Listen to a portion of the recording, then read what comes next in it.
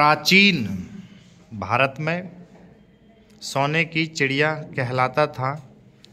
उस समय हमारा देश शिक्षा, अध्यात्म, कला, विज्ञान, साहित्य के साथ साथ कृषि, व्यापार, निर्माण आदि के क्षेत्रों में भी अति उन्नत था।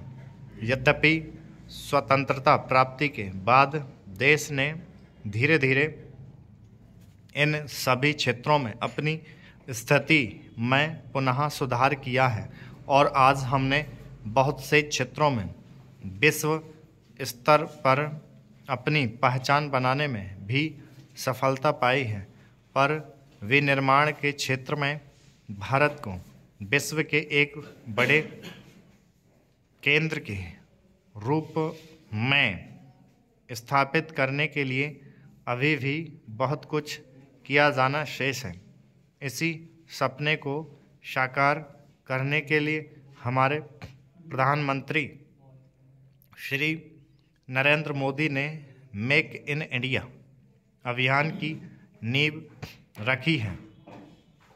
प्रधानमंत्री ने 25 सितंबर 2014 को नई दिल्ली स्थित विज्ञान भवन में मेक इन इंडिया मिशन का शुभारंभ करते हुए कहा था, हम नहीं चाहते कि किसी भी उद्योग को भारत छोड़कर जाने के लिए मजबूर होना पड़े। हम चाहते हैं कि हमारी कंपनियां बहुराष्ट्रीय कंपनियों की तरह चमकें। इस अवसर पर उन्होंने निवेशकों को यह आश्वस्त करते हुए कि सरकार उनका पैसा डूबने नहीं देगी, इस महत्वाकांक्षी मिशन को शेर के कदम जैसा बतलाया था। इस मिशन का लोगो भी अत्याधुनिक तकनीक संपन्न शेर रखा गया है। वास्तव में इस अभियान का उद्देश्य विदेशी निवेश को देश में बढ़ावा देने के साथ साथ सुस्त पड़े उद्योग धंधों को पटरी पर लाना है, ताकि विनिर्माण के क्षेत्र में हमारा देश वैश्विक स्तर पर अपनी पहचान बना सके। मेक इन इंडिया सोच, जो अब एक मिशन है, का अर्थ है हमारी आवश्यकताओं से संबद्ध अधिकाधिक वस्तुओं का निर्माण भारत में किया जाना। दूसरे शब्दों में कहें तो make in India mission made in India के स्वर्णिम स्वप्न को पूर्ण करने का मिशन है। मेड इन इंडिया उन्हीं वस्तुओं पर अंकित किया जाता है जिनका निर्माण हमारे देश में किया गया हो, और जिन वस्तुओं का निर्माण देश में किया जाता है उनकी कीमत अपेक्षाकृत कम रहती है। इस प्रकार इस दूरदर्शी अभियान का सबसे अधिक लाभ देशवासियों को ही होगा। एक ओर हमें देश में बनी ज़्यादा से ज़्यादा वस्तुएं कम मूल्य पर प्राप्त हो जाएंगी, तो दूसरी ओर उन वस्तुओं का बड़े स्तर पर निर्यात कर देश की राष्ट्रीय आय में भी बढ़ोतरी की जा सकेगी। प्रत्यक्ष विदेशी निवेश FDI को नए ढंग से परिभाषित करते हुए प्रधानमंत्री ने कहा भी था कि FDI का अर्थ है फर्स्ट डेवलप इंडिया, अर्थात पहले भारत का विकास करें। उनका मानना है कि डेमोक्रेसी, प्रजातंत्र, डेमोग्राफी, युवा, कुशल शक्ति और डिमांड मांग, ये तीन भारतीय शक्तियां हैं जो विश्व को अपनी ओर आकर्षित करती हैं। ऐसे में हमारी सरकार अपने नियमों में खुलापन लाकर विश्व भर में व्यापार के अनुकूल माहौल के मामले में भारत को 50वें स्थान पर पहुंचा सकती है, जो अभी 135वें स्थान पर है।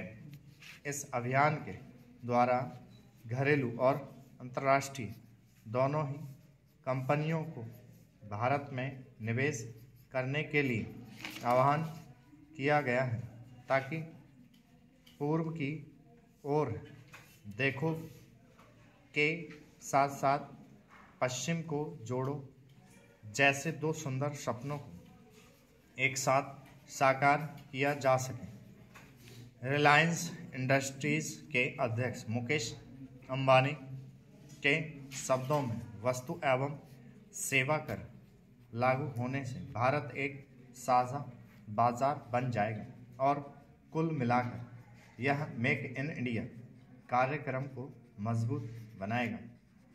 30 देशों की भागीदारी सहित देश विदेश में एक साथ शुरू किए गए इस महत्वपूर्ण मिशन के लिए 930 करोड़ का प्रावधान किया गया है। पूरी योजना पर 20,000 करोड़ खर्च आने का अनुमान है। सरकार की ओर से इस अभियान पर 581 करोड़ देश की योजना बनाई गई है। इस अभियान के अंतर्गत विश्व की 3,000 कंपनियों को जोड़ने का लक्ष्य रखा गया है, जिसके लिए 25 क्षेत्रों की पहचान भी की जा चुकी है। ये वे क्षेत्र हैं जिनमें हमारा देश विश्व में श्रेष्ठता हासिल कर सकता है।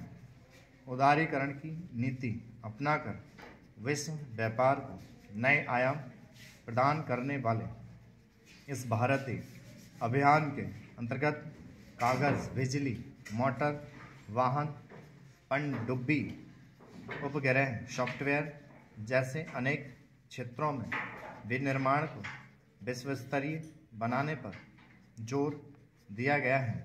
केंद्र सरकार के इस कार्यक्रम की शुरुआत के साथ ही देश में रोजगार के अवसरों में व्यापक वृद्धि की संभावना नजर आने लगी है। मिशन के उद्घाटन समारोह में साइरस मिस्त्री, मुकेश अंबानी, कुमार मंगलम, बिड़ला, चंदा कोचर, अजीम प्रेमजी व बाईसी देवेश्वर सहित अन्य नामी गिरामी उद्योगपतियों और उद्योग जगत के बड़े बड़े कारोबारियों के शामिल होने से इस अभियान की महत्ता और भी बढ़ जाती है। इस अवसर पर मुकेश अंबानी का यह कहना आने वाले 12-15 महीनों में रिलायंस इंडस्ट्रीज लगभग 2 लाख करोड़ रुपए का निवेश कर 1.25 लाख रोजगार सृजित करेगी। निस्संदेह देश के छोटे बड़े सभी उद्योगपतियों का मनोबल बढ़ाएगा। निश्चय ही इस अभियान के मार्ग में अनेक बाधाएं भी हैं। उन पर बाधाओं को दूर करने में भारत पूर्णतः सक्षम है। देश में उद्यमियों के अनुकूल वातावरण तैयार करने हेतु यातायात, ऊर्जा, बैंकिंग आदि क्षेत्रों का विस्तार कर इनमें हर स्तर पर सुधार किए जाने की आवश्यकता है।